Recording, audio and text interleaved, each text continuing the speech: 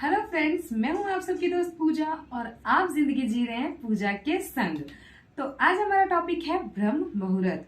तो पिछली वीडियो में हमने जाना था कि ब्रह्म मुहूर्त क्या है और ब्रह्म मुहूर्त में क्यों जागना चाहिए। आज हम जानेंगे कि ब्रह्म मुहूर्त में क्या क्या करना चाहिए और क्या क्या नहीं करना चाहिए।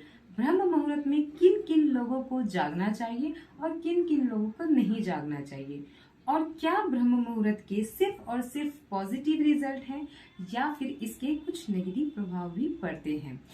तो जो पिछला वीडियो है उसका जो लिंक है वो मैं डिस्क्रिप्शन में डाल दूंगी, ताकि आप वहां से जाकर के मेरे उस वीडियो को देख सकते हैं और आपको पता चल सके कि ब्रह्म मुहूर्त में क्यों जागना चाहिए। वैसे मुझे बताने की जरूरत नहीं है कि ब्रह्म मुहूर्त में क्यों जागना चाहिए, क्योंकि आज सबको पता है कि ब्रह्म मुहूर्त में जागना एक बहुत अच्छी जिंदगी, एक लंबी जिंदगी जीने के लिए बहुत जरूरी है। तो हर किसी को ब्रह्म मुहूर्त में जागना चाहिए। हमारे ग्रंथों में, हमारे पुराणों में, हमारे वेदों में, शास्त्रों में कहा गया है एक लंबी जिंदगी जीने के लिए, एक स्वास्थ्य से भरी हुई जिंदगी जीने के लिए हमें ब्रह्म मुहूर्त में जागना चाहिए। वर्णम कीर्ति मतिम लक्ष्मी स्वास्थ्य मयुश्च विदंती। वर्णम कीर्ति मति लक्ष्मी स्वास्थ्य मयुश्च विदंती। ब्रह्म मुहूर्ते सज्जा गच्छवा पंकज यथा। अर्थात ब्रह्म मुहूर्त में जागने वाले लोगों का जो शरीर है वो कमल के समान बन जाता है। उसको एक सुंदर काया, स्वास्थ्य, वैभव, सुख, शांति सब कुछ बहुत आसानी से प्राप्त होने लगता है। और हम लोगों को ब्रह्म मुहूर्त में जागने के लिए ये कोई छोटे छोटे फैक्ट्स जरूरी नहीं है कि हमें लंबी आयु जीनी है तो ब्रह्म मुहूर्त में जागना चाहिए। ब्रह्म मुहूर्त की जो निद्रा है वो पुण्य का नाश करने वाली है। ब्रह्म मुहूर्ते या निद्रा सपुण्यशय कारिणी। अर्थात ब्रह्म मुहूर्त की जो निद्रा है वो हमारे पुण्य को नाश कर देती है। तो हमारे पुण्य को अर्जित करने में हमें बहुत टाइम लगता है और हम बहुत मुश्किल से अपने पुण्य को गेन कर पाते हैं, और उसको क्या हम ऐसे ही ब्रह्म मुहूर्त में सो करके नाश करने दें। यार दोस्तों, कितने सारे फायदे हैं ब्रह्म मुहूर्त में उठने के। आप लोग जब ब्रह्म मुहूर्त में उठना शुरू करोगे तो इतने सारे चमत्कार, इतने सारे फायदे, हमारे सुंदर शरीर, हमारा शरीर इतने कमल के समान खिल उठता है, हमारा मन एकदम शांत हो जाता है, हमारी एक जो जिंदगी है वो बहुत लंबी और सुचारू रूप से चलने लगती है। आजकल की जो जिंदगी है, हम जो केमिकल्स वाले जिंदगी जी रहे हैं, हर चीज में केमिकल्स, हर जगह पॉल्यूशन, हर जगह मतलब नॉइज प्रदूषण कितने सारे हैं। आप ध्वनि प्रदूषण को लेकर, नॉइज प्रदूषण, कितने सारी चीजें हैं जो हमारी जिंदगी को इफेक्ट करती है, हमारी एक लंबी जिंदगी जीने पे प्रभावित करती है। तो एक ब्रह्म मुहूर्त में जागने से हमारी जिंदगी अगर लंबी हो सकती है तो क्यों हमें ब्रह्म मुहूर्त में नहीं उठना चाहिए। बिल्कुल, हमें ब्रह्म मुहूर्त में जरूर उठना चाहिए। अब हम बात करते हैं कि ब्रह्म मुहूर्त में उठ करके हमें क्या क्या करना चाहिए।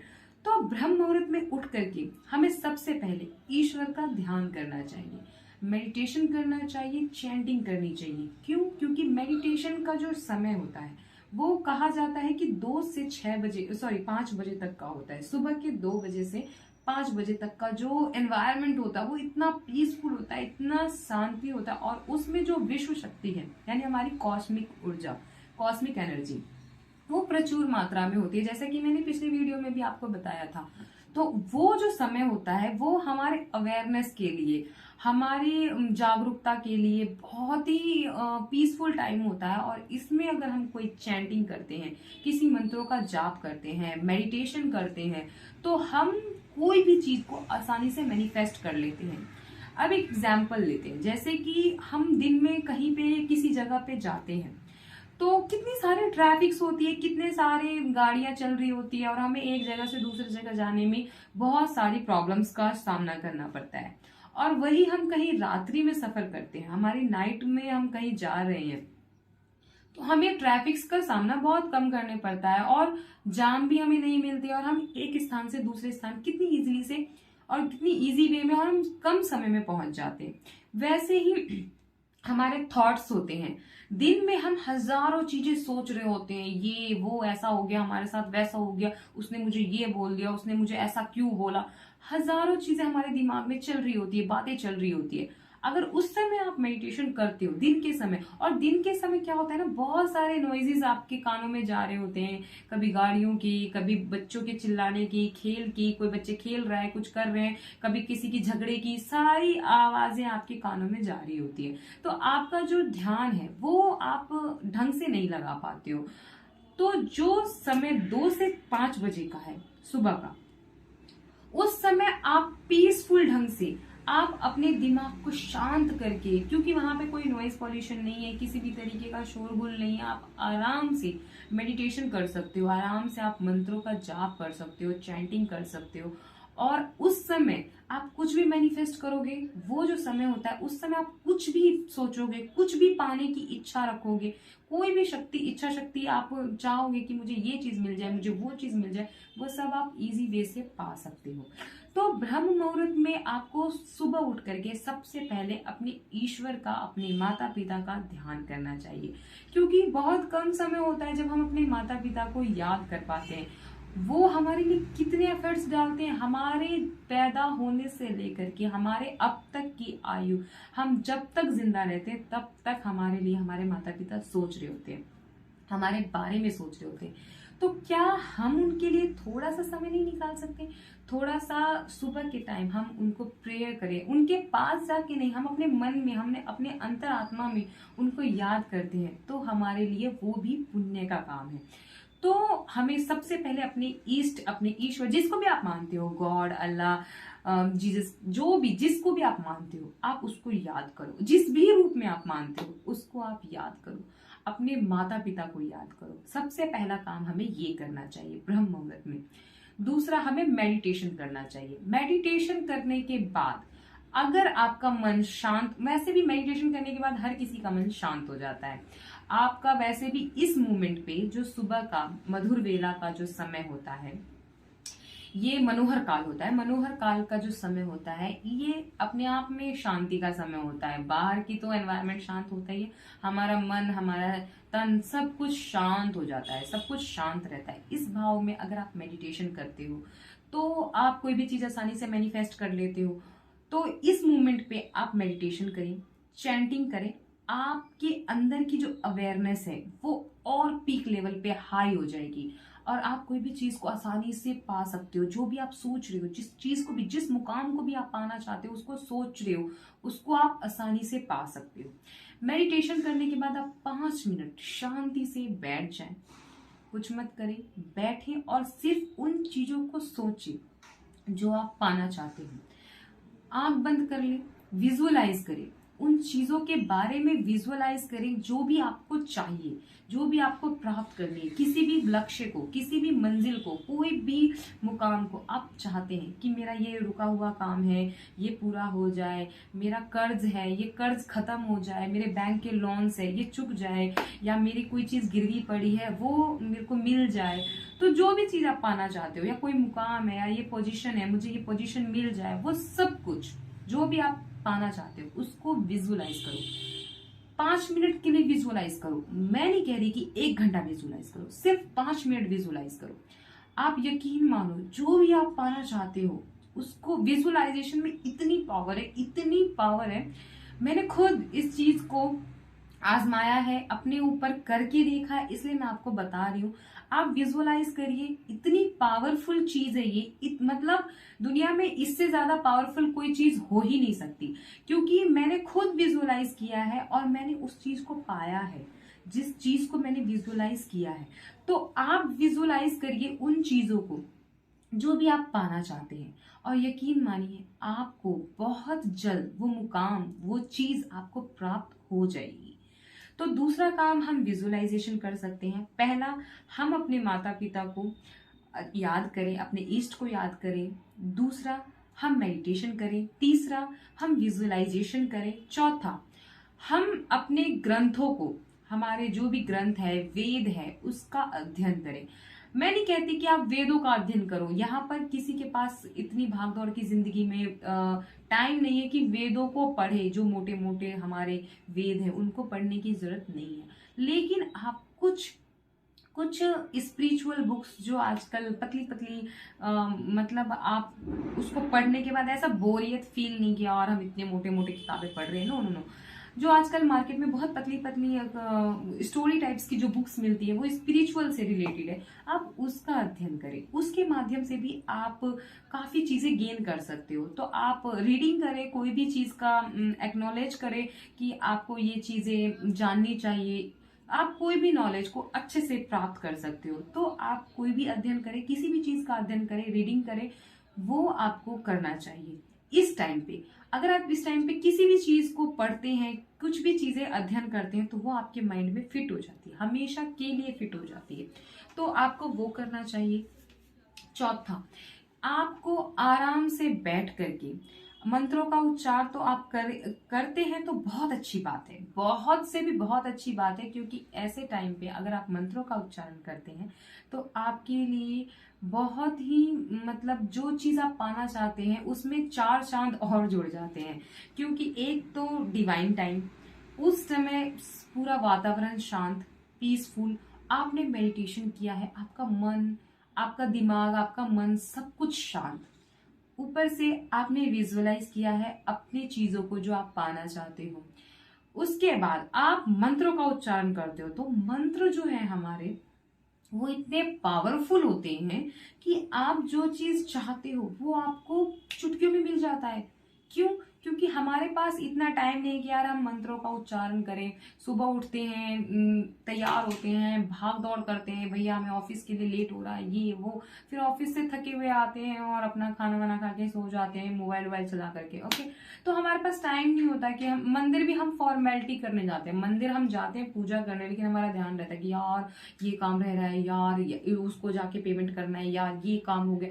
तो हमारे पास बहुत सारी चीजें दिमाग में चल रही होती है। क्यों? क्योंकि उस समय सूर्य उदय हो चुका होता है, और सूर्य उदय होने के बाद हमारी जो जिंदगी है, हमारी जो सूर्य उदय होने के बाद जो होता है, एक यूनिवर्स को सब लोग अपने अपने थॉट्स भेज रहे होते हैं, वहां आप भी भेजोगे तो जल्दी से आप कोई भी चीज मैनिफेस्ट नहीं कर सकते। और उस मोमेंट पे आप स्ट्रेसफुल थॉट्स भेजोगे, मेरे साथ ये हो रहा है, प्रभु प्लीज ये ठीक कर दीजिए ना, इस तरह के थॉट भेजोगे।